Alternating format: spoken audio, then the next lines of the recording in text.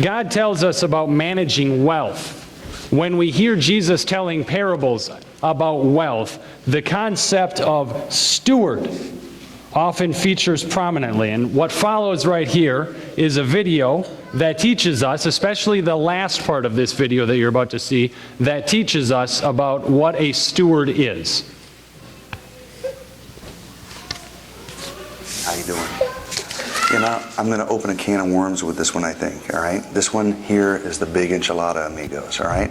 So you have to forgive me in advance if this stings a little. You're gonna have to cut me a little slack if this convicts or challenges you, because I'd never want to do that. No, what I'm about to talk about is things people don't like to talk about. It goes up there with religion and politics. It's one of those things you don't talk about if all you want to do is make friends. No, this one here, this is a little different, because the love of this thing, the love of it, you know what I'm saying, is the root of all kinds of evil. But on the other hand, without it, you can't do much good. All right, you crack the code yet? You know what I'm talking about? Yeah, money. M-O-N-E-Y. Yeah, the almighty dollar, the cash, the cabbage, the greenbacks, the gravy, the loot, the moolah, whatever you want to call it. You know what I'm saying? I got my own personal favorite, the dead presidents. The higher number on the dollar bill, the goofier the president, the more hands want to touch it. Go figure. You know what? We ask a lot of questions about these presidential papers, don't we? Yeah, how are we going to spend it? How am I going to use it? My own personal favorite? How am I going to act like I don't have any so my relatives don't bother me anymore? Or how am I going to miss the offering plate every time it passes by? And of course, the dominant Republican question, how am I going to invest and how do I keep it from the IRS? Yeah, money, the big, big question. But there's one question we always leave out, at least I do. Whose is it? I mean, whose money is it really? That is the million-dollar question, pardon the pun, right? I know some might say, hey, it's my money because I worked hard with these hands. Yeah? Who gave you the hands, buddy? All right, you're smarter than some. Who gave you the brains? You're driven. Who gave you the ambition? All right, I know you can arrange a lot of things on your own, but you can't tell me you arranged your birthplace, who your parents were, who your friends are going to be, what schools you went to, the technology that was going to be there, the people that came before you to pave the way, the people are here now to lighten the load. You didn't arrange that, did you? Should I go on? No, I don't think so. You know, I suppose all I'm trying to say is this, people, all right? I got a big wake-up call last year. I got my kid an Xbox 360. I threw it on the floor. Boom, that's yours. I got every possible, imaginable accessory that there is. Every one you can think of. The cordless, wireless, bang-bang, the flip-flop, the yip-yap, everything you could possibly think of. Even threw in an HD plasma so everybody could see it beautifully. A couple of dozen games. I said, hey, we're off to a good start. One day I come home and I said, hey, son, you mind if I play the game? You're only sitting there over in the corner. Maybe Dad can give it a shot. You know what he says to me? No, that's mine. Wait your turn. Needless to say, I did a 180 on the 360. And now that sucker sits comfortably in my own personal home theater. And I'm the only one with the key. You know why? Because everything in that baby is mine.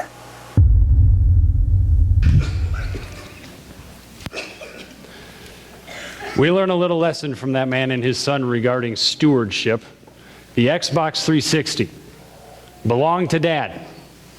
He gave it to his son. He gave it to his son to use it.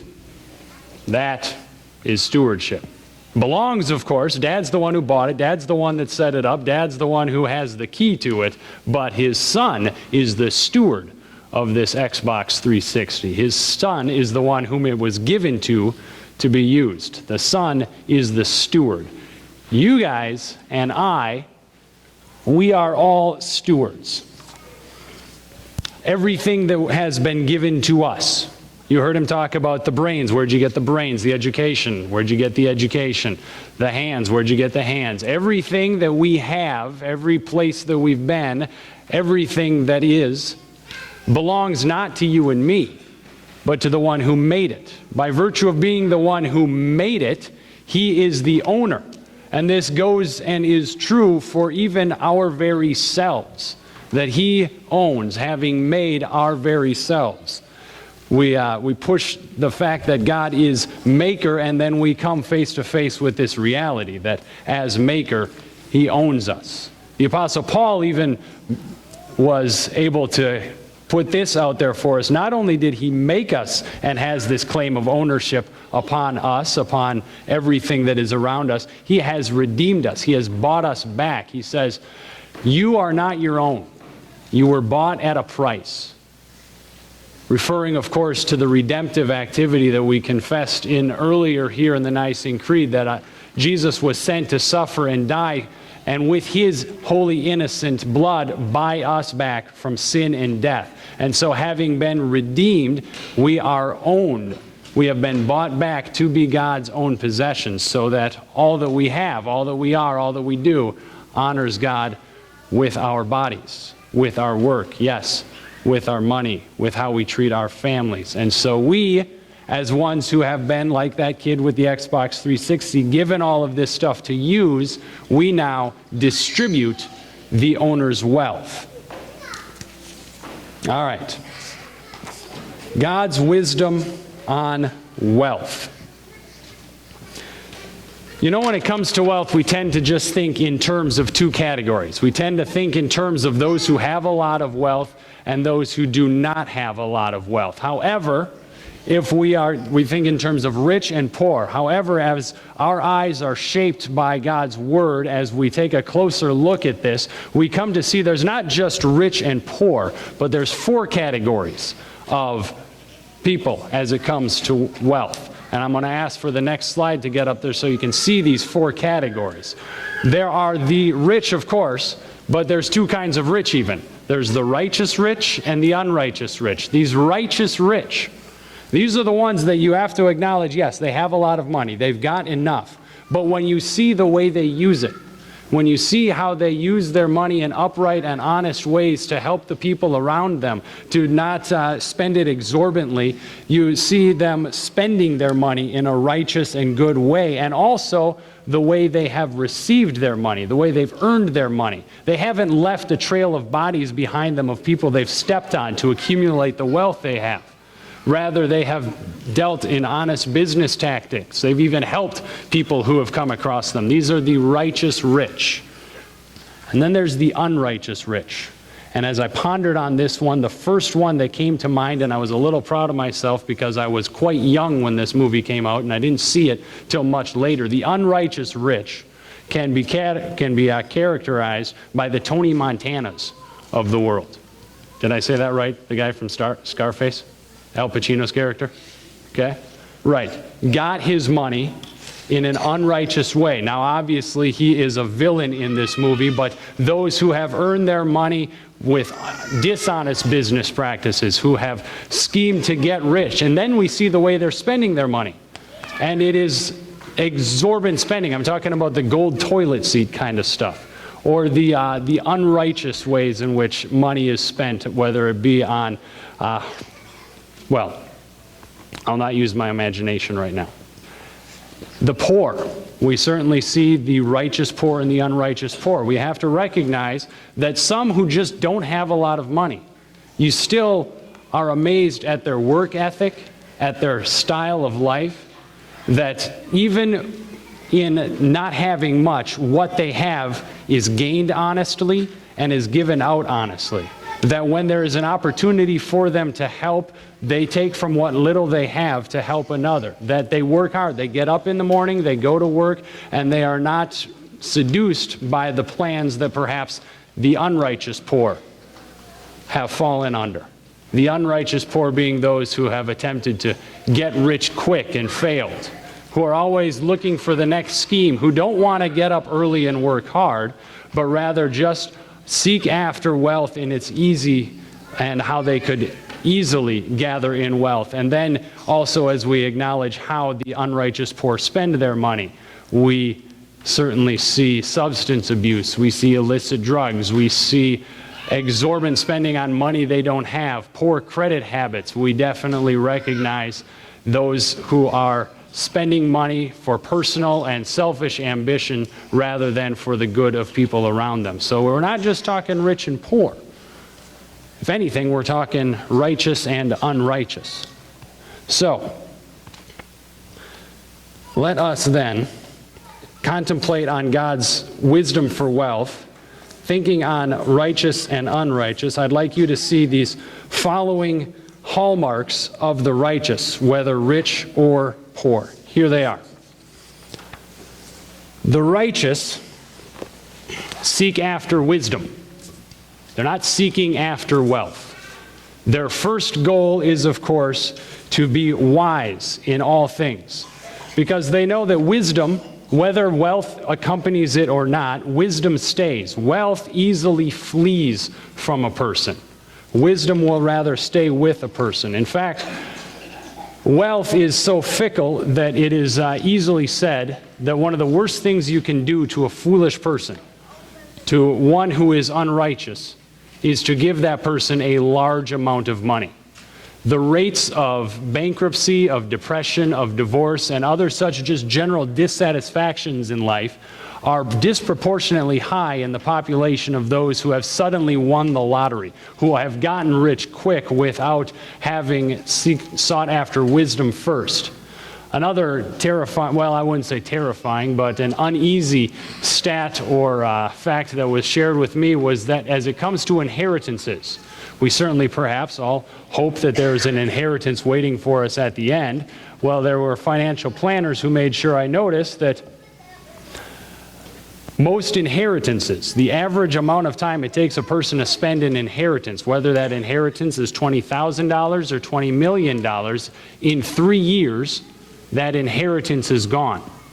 And oftentimes, as wealth flees, if wisdom is not sought, the person is in a worse state than when before the wealth got there. So the righteous, whether poor or rich, seek after wisdom, not wealth. And they do this by taking advantage of the resources that are available to us. An online search of financial helping would, I would hope, lead you to two well-reputed Christian organizations. Crown Financial certainly helps a person be wise with their money. Dave Ramsey's Financial Peace certainly can help a person be wise with their money. But this is not to say we don't have local people that you can meet with face-to-face, whether or not that be someone at your bank who can help you seek after wise ways to manage wealth, or perhaps a financial advisor of some kind. So the goal is not for the righteous wealth. The goal is to be a wise and good and righteous steward. The righteous seek wisdom, not wealth. The righteous work hard. You certainly can recognize that in their lives, but they also work smart. You see this in their career choices. You see them choosing careers for themselves that fit right into their wheelhouse. They're not spinning their wheels, but rather you see the amount of joy that they get out of their careers, that they are well suited for it with their passions, with what has been given to them, their place in life. So they are certainly in a place, and as you observe the wise, the righteous, you see them enjoying their work. And they are continuing to grow in their skills necessary for their careers. You also see that perhaps in their good habits. One who is working hard and working smart, they're not up all night long. They're not drinking and eating themselves into states of illness. They're putting themselves in a position to get up and get after work in the morning so that they can be working hard and working smart. And then also they're paying attention. They're paying attention to the things that need paying attention to. They're not caught by surprise by what's in their bank accounts or where their investments are. They pay attention to their accounts, where their wealth is. They pay attention to where their responsibilities are and where problems are coming up in the future as they have certain tasks. They're paying good attention to these things so that they don't have to stop their good, hard, smart working, but can rather work that into their regular schedule. And when you see someone working hard and working smart, it doesn't look all that hard. Rather, you see a beautiful thing as someone is doing rightly and certainly serving those around them as well. The righteous, they work hard and they work smart. The righteous set and live by a budget as well. For some, this comes easier than others. One trick that has been suggested is to use cash in your budgeting as you budget certain dollars. And this is just for a very simple reason. When you budget $100 for something and you have that $100 in cash, you know when it's gone. Rather, when you budget $100 for something, great, good intention, but you're spending it out of a debit or a credit card, it's much easier to lose track of when that $100 is gone. And certainly that's the case when you've got more than one person, when you've got two people drawing on that same $100. It is so easy to lose track. And so setting and living by a budget and figuring out how to do that consistently is certainly a mark of the righteous. And let me tell you about 4 things that the righteous budget, that you commonly see in the budget of a righteous person. Again, whether they be rich or whether they be poor. The first thing, number 1 on the list of a righteous person's budget, is to give money away.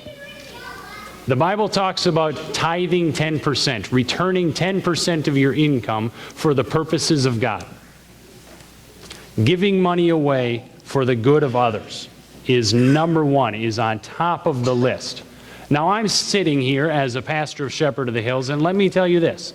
I kind of don't see any of the members of my financial ministry team around, so, go ahead and challenge them with this one if you know who they are and you run into them. I don't care if you give that 10% to Shepherd of the Hills Lutheran Church, or to United Way, or to some other organization that helps others. What I care about is that you give away part of your income for the health and well-being of others, so that part of your wealth is being returned for the purposes of God in this world. Budgeting to give that money away. The second thing on a righteous person's budget is to save. To save money against the bad season, the rainy day, however you want to say it. One of the perhaps most famous parables, if you will, that Proverbs uses is the author of parables says, consider the ant, and how the ant works diligently, works hard, and puts away the food. Puts away food for the winter. Well, the ant is putting away part of its food to store for the winter, so come winter when there's no food to be gathered, the ant's all set to go. Now, mind you, the ant doesn't put away a whole winter's worth of food right away because the ant needs food now. The ant is doing this little by little, just working at it over time to build up that stockpile. That's what savings looks like. It's done little by little. In this way, it's kind of like exercise, to use another parable. I mean, you don't see the results that you're shooting for in one day of exercise. All right? You keep after it time and time again, and eventually over time, as you've done little by little, then you end up with the goal you're shooting for, which most financial people would say lasts about a season. I find that kind of helpful. We talk about saving for a season. If you have 3 to 6 months of income, then you have saved for a season, for a particularly nasty Wisconsin winter, if it's 6 months on the outside. So we little by little work up to save money for that, just on the off chance that we are going to need it if our income all of a sudden goes away. 2 more things to be thinking about as it comes to budgeting. The righteous people, the righteous poor or rich, they budget to avoid debt. If they're in debt, then they are using their resources that are available to them, debt consolidation services, what have you, in order to get out of debt, especially if that debt is a credit card debt, or if they've ever said to themselves, I really wish that I could do that, but I've got too much debt. That's the red flag. That's the moment to say, I need some help to get out of this debt because it's stopping me from living the way I want to be. It has turned me into a slave, this too much debt. And so they avoid debt where they can to begin with, and then they get help to get out of debt if it has become a problem. And the final thing to think on as a righteous person sets his or her budget is budgeting to insure oneself. Because times may be coming, a calamity might come to pass in which that 3 to 6 months of savings is not enough to see you through it. And then this is where the insurance that has been paid for, the premiums that have been put against that, can pay out and help you through that hard time. The first 2 things, I'm pretty sure we're almost legally required to have the first 2 kinds of insurances. Automobile insurance, to have good automobile coverage, because this is number 1 where the chance for calamity comes from. So the righteous person carries good automobile insurance that meets their needs, and good medical insurance, the other place where an obvious calamity can take place and wipe out a person's savings, can wipe out a person's financial situation. And so seeking to find a medical insurance solution that is reasonable, is realistic, and can fit into the budget is on a righteous person's list. And then also, a righteous person budgets to have life insurance. This makes perfect sense to the wife who is a mother of 3 children as she contemplates the chance that her breadwinning husband might suddenly die and his income is gone. Life insurance makes perfect sense in that case. But I would also suggest for those of you who have less needs to provide income upon your death, even the 18-year-old person just stepping out on his or her own would be surprised to learn the amount that funeral costs can put a burden on a family. And so looking into at least enough life insurance to cover funeral costs so that that is not an extra burden on the family in the event of a calamity, which is, of course, what insurance is all about. And if your work puts you in any kind of harm's danger, in any kind of harm's way, if there's a chance that you could get injured on the job, then by all means looking into disability insurance and whether or not that can fit into your budget and how it should be fitting into your budget is an important step to make. So as the righteous set and live by a budget, they are aware of insuring themselves against calamity, of avoiding debt, of saving, and of giving their money away for the good of others.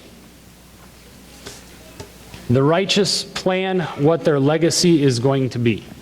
Because everybody, whether you plan for it or not, is going to have a legacy. The righteous, though, thinking generationally, not just thinking of themselves, not me just thinking about myself, but thinking, how could my legacy impact, how could my life, how can my earning power now impact for their good my grandchildren? And that's a long way off. Thinking at least of how it could benefit my children, having a vision for what my legacy could be, for perhaps helping to pay college tuition for my grandchild, or a down payment on a home, or a startup monies for a business. Rather than just thinking on myself and throwing a bumper sticker on my car that says I'm spending my children's inheritance, instead thinking, what is my legacy and what could it be? Thinking visionally, having that vision for how my legacy can impact for the good those who are going to come after. The righteous plan what their legacy is going to be. We have heard much about wisdom and wealth, and now we sum it up. God's wisdom on wealth is to trust in Him. Whether rich, whether poor, whether working, whether not working, whether budgeting or not budgeting, we trust in Him. You know what? As you take a look perhaps at, I didn't ask you to look at this beforehand, sorry. As you take a look perhaps at the outline given in your worship folder, you see that we do make a good start because we see this phrase, on our currency.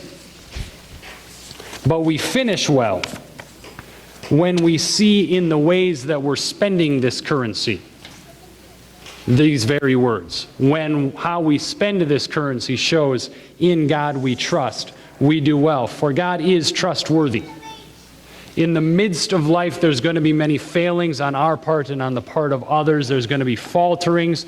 Housing markets are going to collapse. But God is the rock who is trustworthy in all things. He's shown this about Himself from the very beginning all the way to now and will to the end. We go back to the beginning and we see God showing Himself trustworthy as He gives Adam and Eve all the plants in the garden. He gives them plenty to eat, plenty to do in the garden. And even after they sin and break that arrangement, and He casts them out to protect them from eating of the tree of life in their sinful state, we see God being trustworthy, being a rock, as He protects them. And He gives them outside of the garden land and food to eat.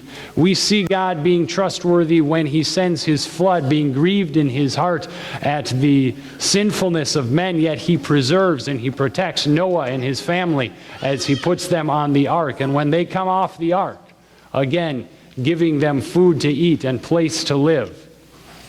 And then perhaps in one of the strangest and most iconic stories from the book of Genesis, as God proves Himself trustworthy, He promises to Abraham that he would have children as numerous as the stars, that he would have descendants through the child of promise. But Abraham, when it looks like God is finally not going to make good on his promise, when it looks like God is going to fail to do what he said he was going to do, when Abraham is 100 years old, Isaac, the son of the promise, is born.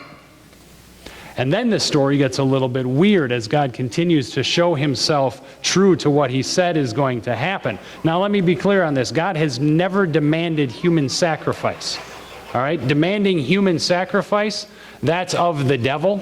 That's of sinful men trying to figure God out. But the closest God ever comes to demanding human sacrifice is when he says to Abraham, sacrifice your son Isaac, the one that I made you wait so long to finally give you, offer him as a sacrifice to me. And Abraham, in a moment of faithfulness, in a moment of believing God's promise, even with this happening, just before the dagger falls, God says, Abraham, Abraham, stop. And he gives to Abraham a ram to sacrifice instead of his son. For God will indeed prove himself trustworthy, and he creates that kind of trust in his promise that would follow whatever he says to do. And in that, God gives a way out. God gives the ram so that Isaac is spared and life given. We see God giving food. We see him giving safety. We see God giving family even in unlikely circumstances. And certainly we recognize God gives us food and safety and family. And if we were to write down the ways in which God has done that, the stories that we write down of how he gives us food, safety, and family, they'd read a lot like the stories in our Bible. God is trustworthy. And that changes the way we think about, and that changes the way we use our wealth. Because we see, as this following video shows, God's wisdom has more in store for us than earthly wealth.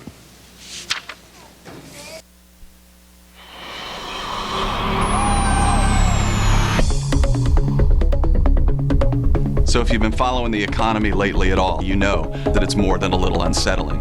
One bank seems to be buying up another bank. It's like the big fish are swallowing the little fish in the pond. And for some financial institutions, the government's just shutting them down altogether. And of course, Wall Street responds with near record losses. But this is not this. Our 401ks, our 403bs have taken hits. Some of us have even experienced the pain and the embarrassment of a home foreclosure. These are extremely difficult and uncertain times. But this is not this. Some of us have jobs that are hanging in the balance, while others of us have actually lost our jobs. And the word securities has left us feeling anything but secure. Jesus put it this way: you can't serve both God and money. You cannot put equal trust in God and money. Because this is not this. It's in moments like this where God is asking us one question. He's asking us this: who are you trusting? Who are we trusting right now in this very moment? Long ago the prophet said this: some may trust in horses and some may trust in chariots, but we trust in the name of our God. Why? Because this is not this.